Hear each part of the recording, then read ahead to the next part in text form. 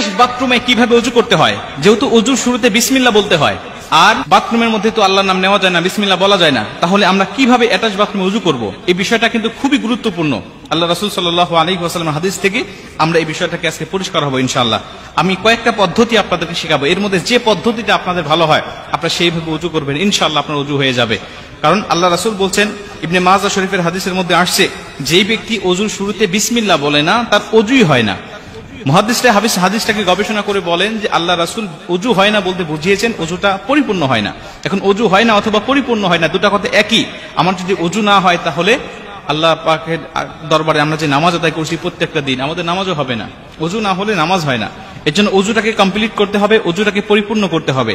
এখন এই ওযুটাকে কিভাবে পরিপূর্ণ করব? কারণ আমাদের অনেকের বাসায় অ্যাটাচ বাথরুম আছে, নিজের বাসায় না থাকলে আত্মীয়দের বাসায় গেলে অ্যাটাচ বাথরুমে ওযু করতে হয়, বা অফিস আদালতে গেলে অ্যাটাচ বাথরুমে ওযু করতে হয়, হোটেলে গেলে কোথাও ঘুরতে গেলে আমাদের অ্যাটাচ বাথরুমে ওযু করতে হয়। তাহলে এই মাসআলাটা আমাদের সকলে জানতে হবে।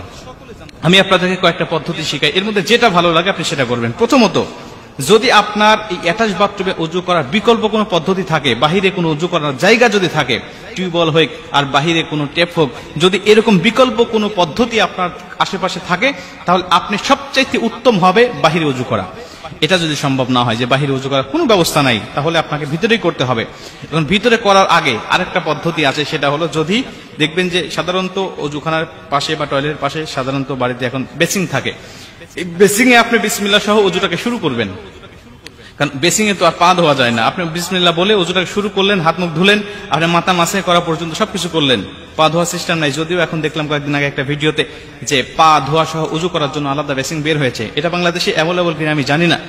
তো আমাদের সাধারণত নর্মাল যে বেসিং গুলো থাকে, এটাতে আপনি ওযু শুরু করলেন, শুরু করার পরে শুধু পা ধোয়াটা বাকি রেখে আপনি টয়লেটে গিয়ে পাটা ধরলেন, এটাও অনেক উত্তম হবে, এটাও আপনার জন্য অনেক ভালো হবে। যদি এটাও সম্ভব না হয় তাহলে আপনি 3 নম্বরে আপনি একটি কাজ করবেন, আপনার বাথরুমের যে টেপ আর যে কমোড, এটা হাই কমোড হোক আর লো কমোড হোক, এর মাঝামাঝি একটা কাপড় দিয়ে পর্দা দিয়ে দিবেন।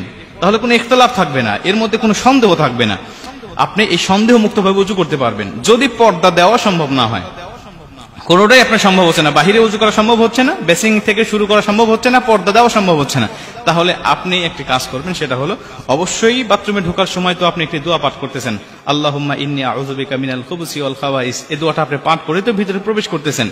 এই দোয়াটা পাঠ করার সময় অবশ্যই আল্লাহর নাম নিয়ে আপনি ঢুকেছেন। ঢোকার পরে আপনি ওযু করার সময় অবশ্যই দিলে দিলে, যেভাবে আমরা টয়লেটের মধ্যে ইস্তেগফার পাঠ করি, এটা তো পড়তে হয়, আপনারা সকলেই জানেন যে দিলে দিলে ইস্তেগফার পড়তে হয় বিভিন্ন খারাপ জিন, বিভিন্ন খবিস খান্নাসের হাত থেকে বাঁচার জন্য। ওইভাবে দিলে দিলে আপনি ওযু শুরুতে আপনি বিসমিল্লাহ পাঠ করবেন, মুখে উচ্চারণ করে নয়, দিলে দিলে। এরপরে ওযু থেকে বের হয়ে এসে, টয়লেট থেকে বের হয়ে এসে আপনি বের হওয়ার সময় দোয়া পাঠ করলেন, এবং বের হয়ে এসে ওযুর শেষে যে কালেমা শাহাদাতটা পাঠ করতে হয়, এই কালেমা শাহাদাতটা পাঠ করবেন।